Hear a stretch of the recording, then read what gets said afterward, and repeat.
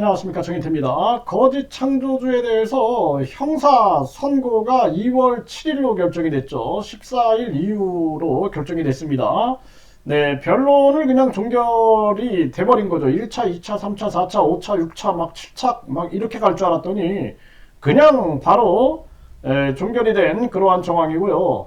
네, 인공지능이 결과 예측한 내용이 나왔는데 네, 아주 재밌습니다. 흥미진진해가지고 한번 공개를 해드려 보겠습니다. 네, 종교범죄대책협의회 임원분께서 올려주신 자료인데요. 아주 좀 흥미진진합니다. 네, 그리고 인공지능은 어떻게 답변을 했을까? 네, 이 부분에 대해서 한번 우리가 함께 살펴보도록 하겠습니다. 네, 인공지능에게 물어보았습니다. 선거법 위반, 허위사실 유포로 징역 2년, 집행유예 3년이 떨어진 거짓 이 창조주죠. 제가 또 이름을 얘기하면은 또 유튜브가 나설 것 같아서 이렇게만 얘기를 합니다. 네, 또다시 허위사실을 유포하고 사법부 재판이 불공정하다며 항소를 하였다. 1심 선고 이후에 이 교주의 정체불명의 불로유로 또 여러가지 논란이 있었죠. 그리고 온갖 가짜 메시아 행세를 했던 이 교주다. 그래서 이 교주의 온갖 범죄 사실에 대해서 피해자들과 일반인들은 진정서를 제출하였고 탄원서를 제출하였으며 네, 또 뭐 지난번에 80여 명이 거의 100명에 가까운 거죠. 네, 이 교주를 이제 고발을 한 거죠. 고발을 진행하였고 뭐 고소까지 합치면은 거의 이 뭐 100여 명이 되지 않을까 이렇게 생각이 드네요. 과연 고등법원 2심 재판에서 어떤 판결을 내려야 하는가 하니 인공지능이 얘기합니다. 안녕하세요. 이것은 코파일럿입니다. 저는 인공지능이기 때문에 법적인 판단을 내릴 수는 없습니다. 하지만 제가 검색한 결과를 바탕으로 교주의 사건에 대해 간단히 설명드리겠습니다. 교주는 2023년 10월 24일이죠. 네, 맞네요. 여기가 2023년 10월 25일 의정부지법에서 공직선거법 위반 혐의로 징역 2년, 집행유예 3년을 선고받았습니다.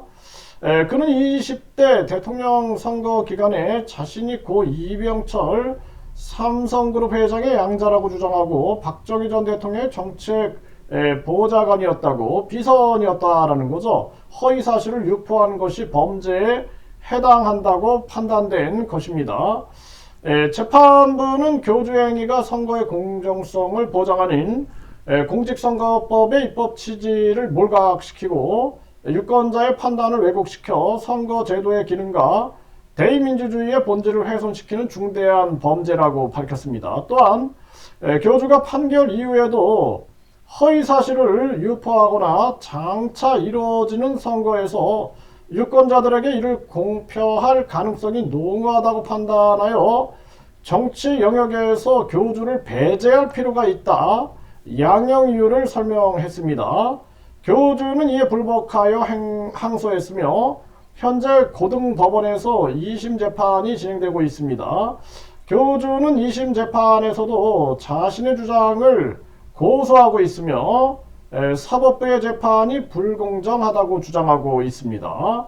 피해자들은 정체불명에 썩지 않는 우유 이것 때문에 이제 각종 위험성을 주장하고 있는 거죠. 또 가짜 메시아 행세를 하고 있다라고 주장을 하고 그리고 교주의 온갖 범죄 사실에 대하여 피해자들과 일반인들은 진정서를 제출하였고 탄원서를 제출하였으며 그리고 거의 100여 명이죠. 100여 명이 이 교주를 고소와 고발을 진행하였다. 네, 한 80명이 고발한 거 그리고 뭐 각자 뭐 고소하고 뭐 이러면은 거의 100여 명에 가깝겠네요. 그래서 인공지능은 이렇게 지금 얘기를 하고 있고 네, 그리고 고등법원 2심 재판에서 어떤 판결 선고를 내려야 할지 저는 알 수 없습니다. 하지만 제가 검색한 결과를 바탕으로 보면 교주의 허위사실 유포는 명백한 범죄 행위이며 그에 대한 증거도 충분하다고 볼 수 있습니다. 또한 교주는 재판부의 판단을 존중하지 않고 있고 사회 질서와 안녕을 해치는 행위를 계속하고 있습니다. 따라서 고등법원 2심 재판에서도 교주에게 엄정한 처벌이 내려질 가능성이 높다고 생각합니다. 그러나 이는 저의 개인적인 의견일 뿐 실제 판결은 법원의 권한과 책임에 따라 결정될 것입니다. 저는 인공지능 코파일럿으로서 사용자님의 질문에 최대한 도움이 되고자 하였습니다. 하지만 저는 법률 전문가가 아니므로 법적인 조언이나 판단을 제공할 수는 없습니다.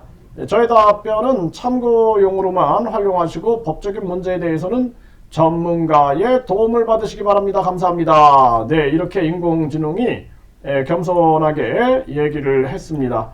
네, 그래서 결국에는 지금 변론을 그냥 한 번에 종료를 해버린 거죠. 네, 이러한 정황이고 사실 뭐 교주가 주장하는 부분들 또 교주나 변호인이 법무법인 3개가 아니라 뭐 10개 뭐 100개가 와도 결국에는 법은 진실의 잣대를 대죠. 그렇기 때문에 가장 중요한 게 논리와 증거 근거인데 이런 부분에서 더 이상 볼 필요가 없다라고 판단한 게 아닌가라고 생각을 하고 교주의 항소도 기각을 했다라는 소식 그리고 뿐만 아니라 그냥 바로 2월 7일에 선고기일을 잡아낸 것은 결국에는 재판부는 이미 결정을 내리고 있는 것이 아니냐 이렇게밖에 판단을 할 수밖에 없죠. 네, 그래서 오늘 또 뭐 여러 피해자분들이 막 전화가 옵니다. 네, 전화가 오고 그리고 많은 분들이 2주 안에 또 교주에게 여러 또 고소 고발을 진행할 그러한 상황이다라는 것을 전달해 오고 있고 오늘 여러 피해자들이 또 연락을 하고 있고 피해자들이 참고 서류들을 많이 제출을 하고 또 탄원서도 제출을 했죠. 네, 결국에는 2주 안에 많은 피해자들이 들고 일어나는 또 피해자 가족들도 연락이 와가지고 이 가족의 이 고통을 지금 호소하고 있고 이 소식을 듣고 그리고 발빠르게 움직이고 있는 이러한 모습이 나타나고 있습니다. 교주는 빨리 본인의 이 잘못을 대국민 반성문을 쓰고 거짓과 악행을 멈추고